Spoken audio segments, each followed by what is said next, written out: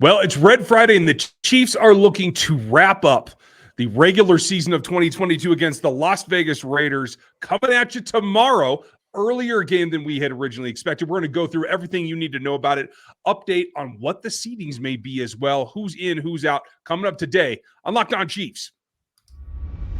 From the land of the free and the home of the Chiefs, this is the Locked On Chiefs podcast.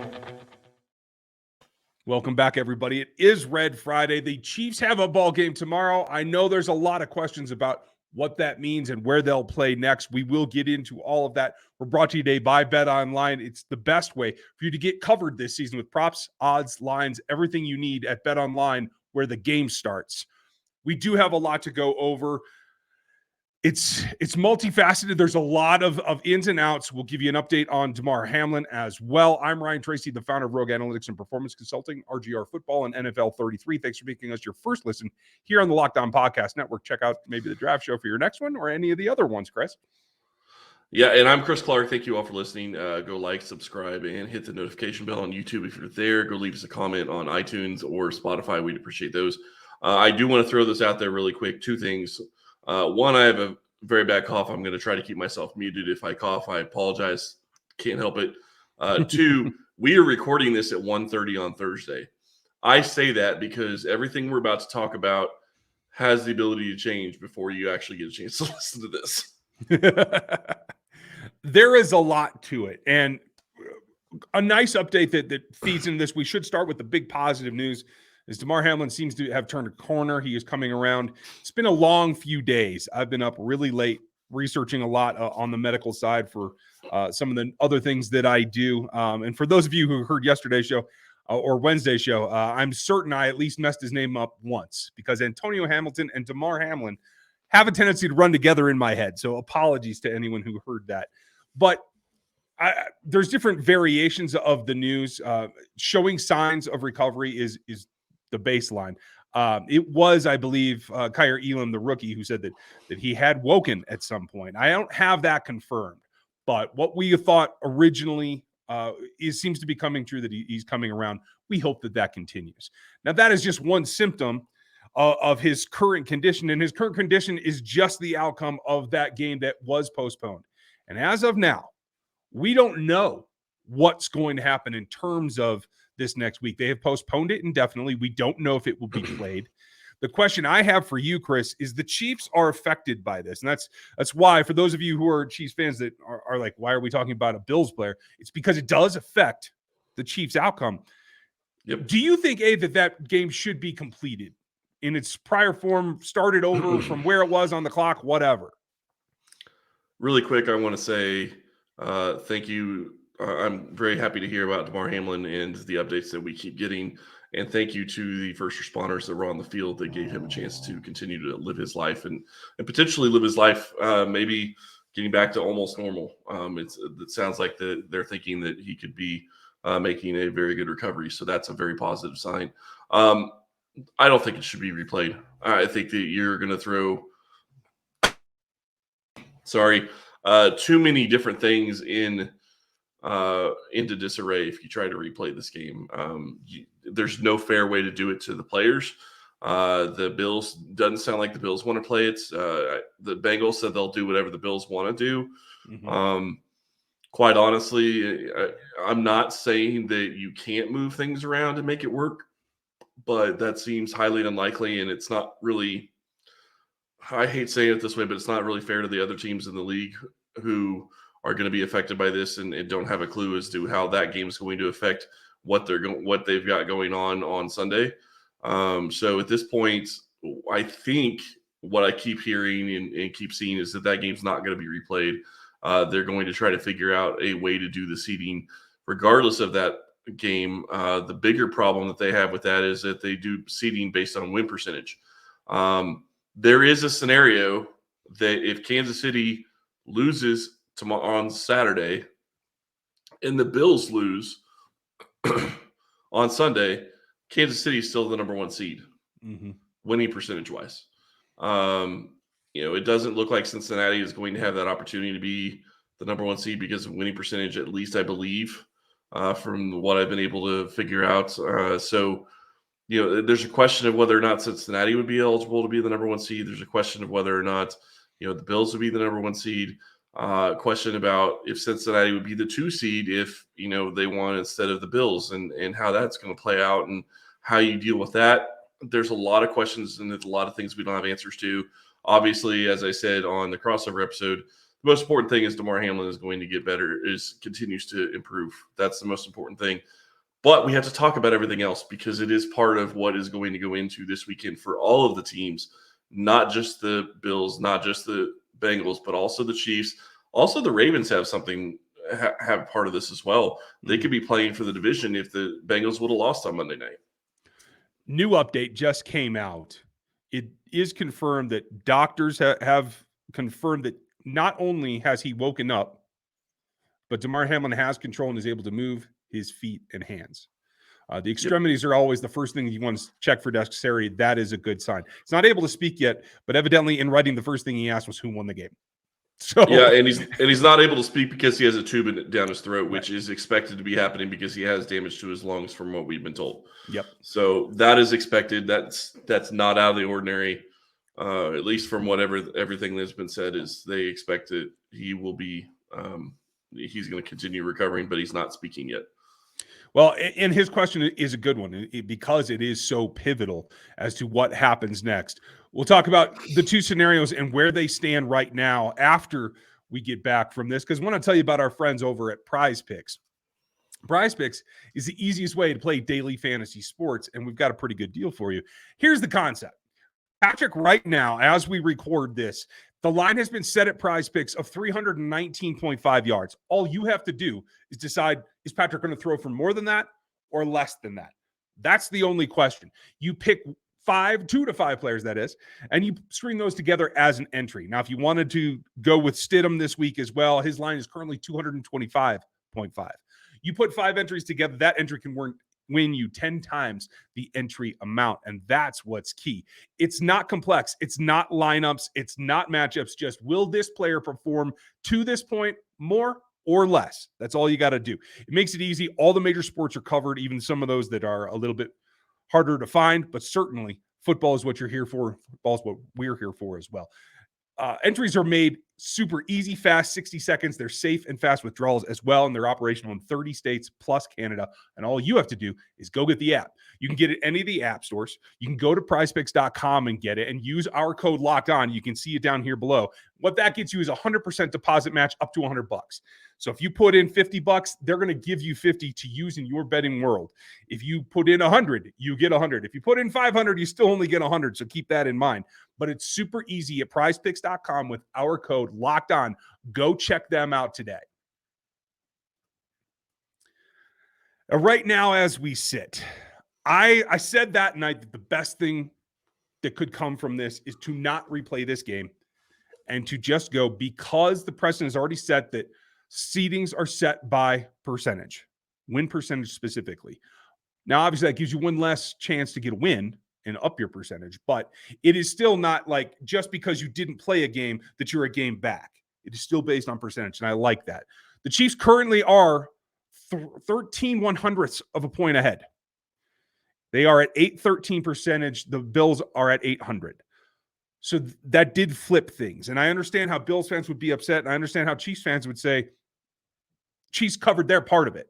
That's what they have to do this week too, is just cover their part of it. You go in, you take care of your business, just like every other postseason stretch that we've ever covered.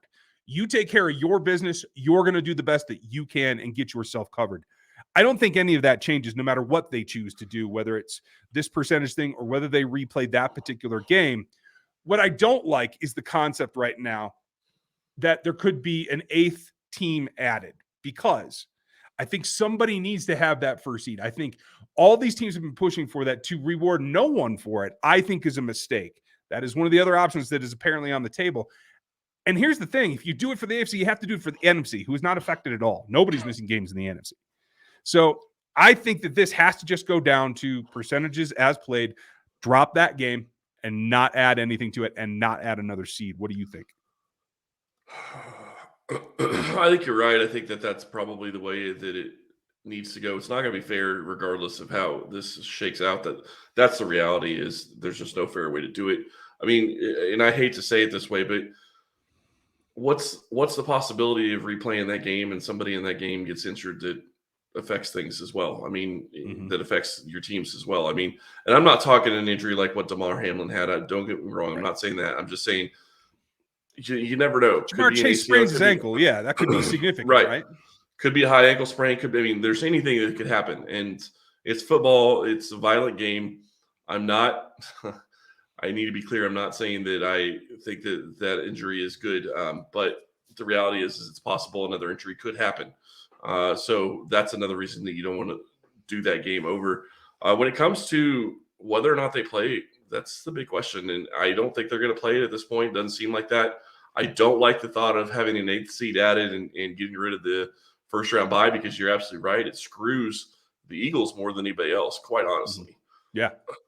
because the Eagles have been playing phenomenal football all year long and deserve to have a first round bye.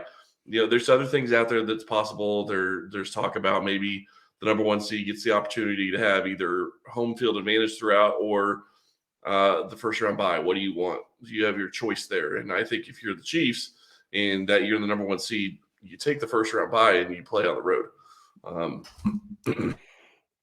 Agreed.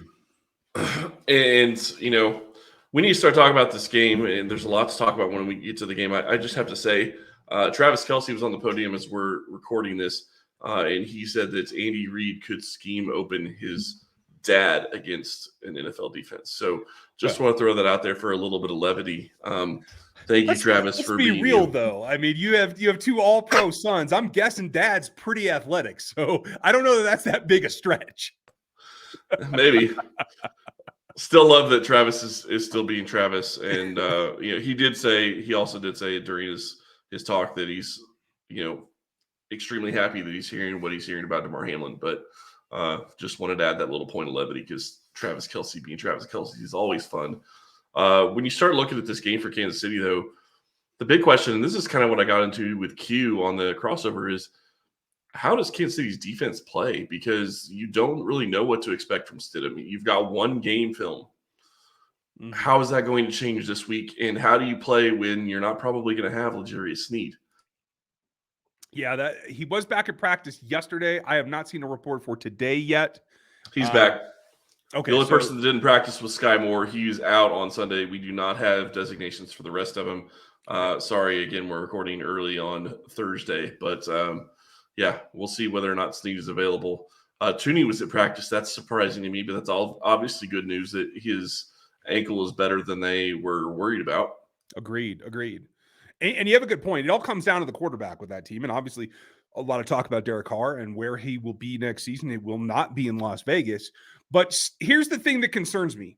Stidham normally would not be a guy that makes me nervous, except for the fact that he came out and attacked the 49ers defense, one of the best in the league, and dismantled them for the vast part of that ball game.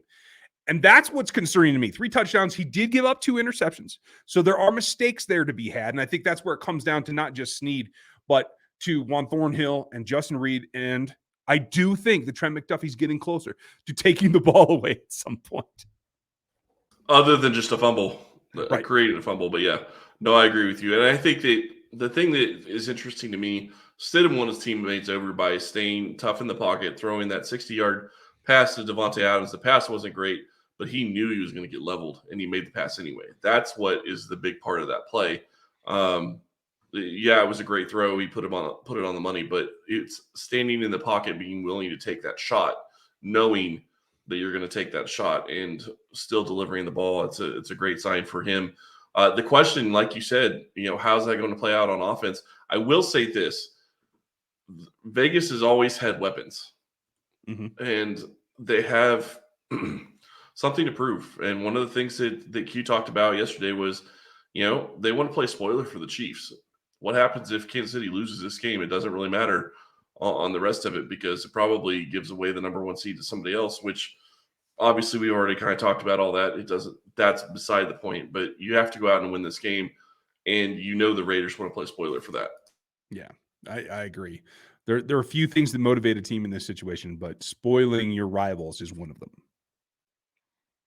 Well, and quite honestly, I guess in theory, it's possible that the Raiders could be in the playoffs if they're going to have an eighth team. Yeah. Who knows? I really don't know what the NFL is going to do, and I wish that we had an answer for you. And I will say this: the NFL needs to get it figured out by the start of the games on Saturday. There is no way that you can go into the start of the games on Saturday and not have this answered. Because if you don't know, it's not fair to the teams going out there to play. Yeah, absolutely. Well, and again, it comes back to how do you attack this team? Can you take care of business? One thing they did get is Mecole Hardman has been activated. He's back on the roster. Doesn't mean he's necessarily going to play. We should know more about that tomorrow, but that's a step forward. I think it was Jerron Christian that was released. It was expected to be re-signed to the practice squad would be my guess. It sounds like Hardman could be limited in this game. Reed said he knows Hardman wants to go. They're probably going to limit him. I personally think it's a good idea if they limit him, and it would not shock me if he doesn't play in this game just because he hasn't played for the past couple of weeks. You want him ready for the playoffs. This game, yes, it matters, but the reality is you're going to go as far as how you play in the playoffs, and you have to have the best team available for that. So no reason to risk re-entering now. Yeah, absolutely. I think we need to get to the matchups and what we think is going to happen. I do just want to throw out one other thing that Josh Jacobs he's got an oblique and a hip injury. He didn't practice on Wednesday. I don't have the report for Thursday yet, but that's something to keep an eye on. Yeah, and just really quick before we get into the matchups, the other thing, Mahomes is, I think, like 430 yards short of hitting the all-time most passing yards in a season. He is likely to overtake Drew Brees He's likely to overtake, it is Drew Brees in the number of yards, total yards in the season because of rushing yards on top of passing yards. But I don't know that he's going to get the 430 that he needs to pass. I believe it's Peyton Manning for number one in yards for a season. Yeah, that would be a very tall order. But if you get in a situation like the Raiders played last week, you both score, certainly within all of my possible. Yeah, it's definitely possible. We're going to have to see how that plays out. But I want to tell you about our friends over at BetOnline. BetOnline.net is your number one source for sports betting info, stats, news, and analysis. Get the latest odds and trends for every professional and amateur league out there. From pro football to college bowl season to basketball and World Cup, they've got it all covered at BetOnline.net. If you love sports podcasts, you can even find those at BetOnline as well. We're always the fastest and easiest way to get your betting info. Head to the website today or use your mobile device to learn more. BetOnline, where the game starts. Okay. Let's be real. I mentioned Josh Jacobs in the last segment because he is a potent part of that offense. He and Devontae Adams are clearly their best two players. And I don't think that's he's really going for a rushing title too, so that's going to be playing in his mind as well. Exactly. They're not getting a Josh light game. He's got something to play for, and I think that's important. I honestly feel like Devontae Adams has something to play for as well. Obviously, Stidham does. But I think Devontae's got to decide. I know it would be dead money, but he could ask for a release, whatever. He came to play with Carr there.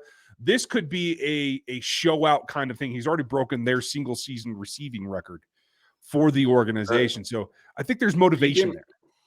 He came out and said he was going to be here regardless, and he wants to be part of the QB search for 2023. So I bet he does.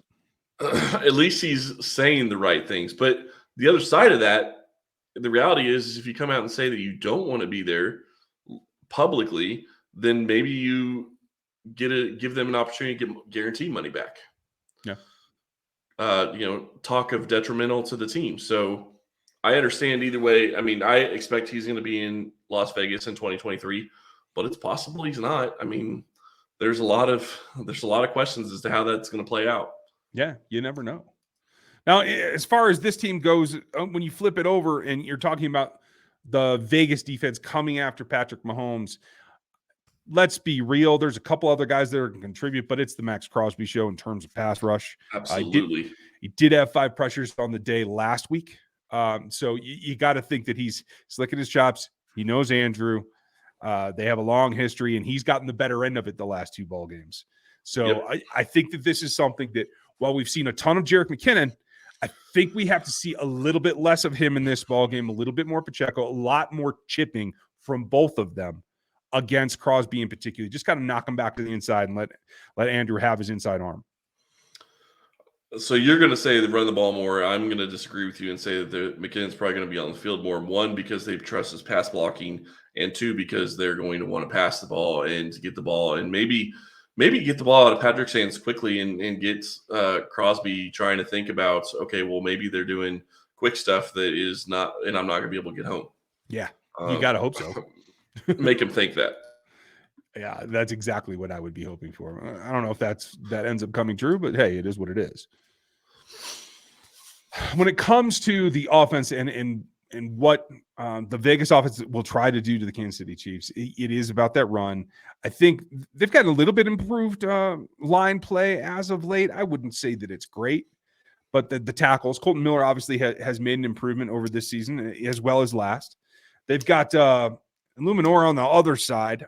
He's had an up and down season, in my opinion. I think he's somebody that they should target. I think this is a good spot for George Karlaftis to continue his streak. Yeah, the question I have, though, is Stidham is a lot more mobile than Carr is. So the question is how's that going to play into this? How are they going to defend him specifically? I'm not saying you have to have a spy, but you're going to have to be a lot more focused on contain than you necessarily would have had to have been about against Carr. That is going to change passing lanes and how you're going to be getting after the quarterback. So that's going to be something that they're going to have to address. And quite honestly, you said it earlier, with Jacobs wanting to run, how are you going to defend that? How are you going to stop it? Because you have to be able to stop the run against this team to have a chance at slowing the offense down. Because if you give them the ability to pass and to run, you're going to be in trouble and you're going to be in a track meet. And be honest about it, the Raiders have the pieces to go in a track meet type game with the Chiefs offensively. Devontae Adams, Darren Waller, and Hunter Renfrow are very good players, and that doesn't even get into the running game.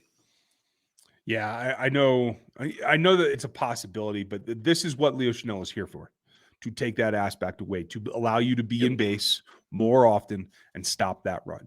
Now, I also feel that Jacobs is kind of a rhythm runner, in my opinion. So if you can stop him early, I think that sets you up to not have to be in base as much in the second half. Maybe that changes. It all depends on how well you play it. So I expect to see a lot of base, a lot of Leo.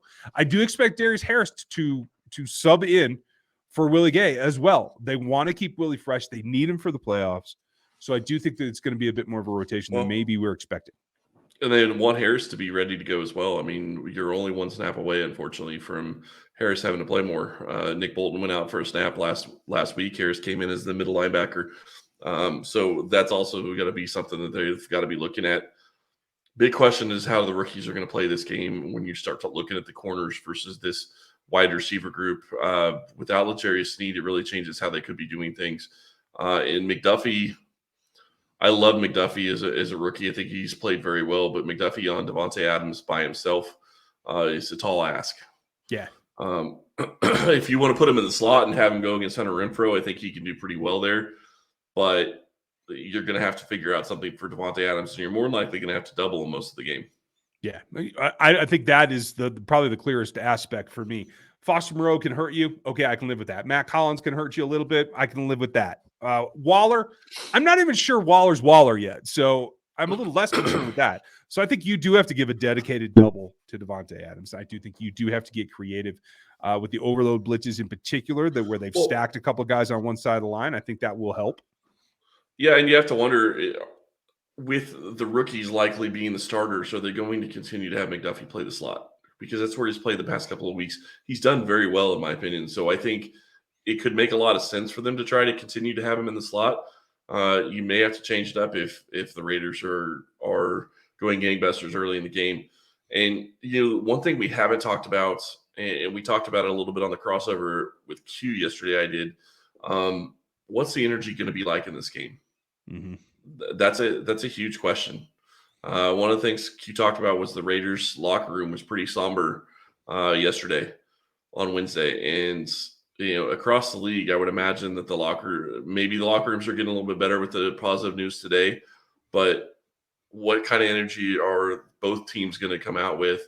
I understand the Chiefs have a lot on the line, but this is going to be the first game that is played after that injury on Monday night.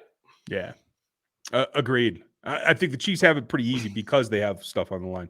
I think the offensive side has it okay. It's the Raiders defense that I think has the least to play for of any unit in this ball game. So what did they bring and just how much fight did they put up? That's going to be the question for me. I don't see it being a ton at the end of the day. I think Stidham is new. I think the Chiefs are going to be able to limit him, surprising a little bit more than the Niners did, in my opinion. I still think this to be about an average game for the Kansas City Chiefs. I see it 31-27 Chiefs. It probably isn't that close. I think there's a late score by the Raiders there to even get that close. I said this yesterday on the crossover. I'll say it again. I would love to say 31-35 Kansas City. I think 27 or 28 could be a struggle. It really depends on how the team comes out focused. And that's a big question. That's the thing that we don't know. This team has played down to competition so much this year. Nothing is going to shock me in how this game could go. So I'm still thinking it's probably 28, maybe 28-21. 28-17 Kansas City. Okay. The Raiders have the ability to score. The question is, can Stidham deliver 2 weeks in a row? He played out of his mind really against the 49ers, against one of the best defenses out there. And the question that is in my mind that is the biggest in this game is, how does Spagnuolo try to trick him into seeing things differently than what they really are? Yeah. I mean, that's going to be the key. And it is about putting that pressure on the guy who's running your offense. What do you guys think is going to happen? Let us know in the comments on YouTube. Make sure you like and subscribe while you're there as well. Hit us on Spotify in the reviews, in Apple in the reviews.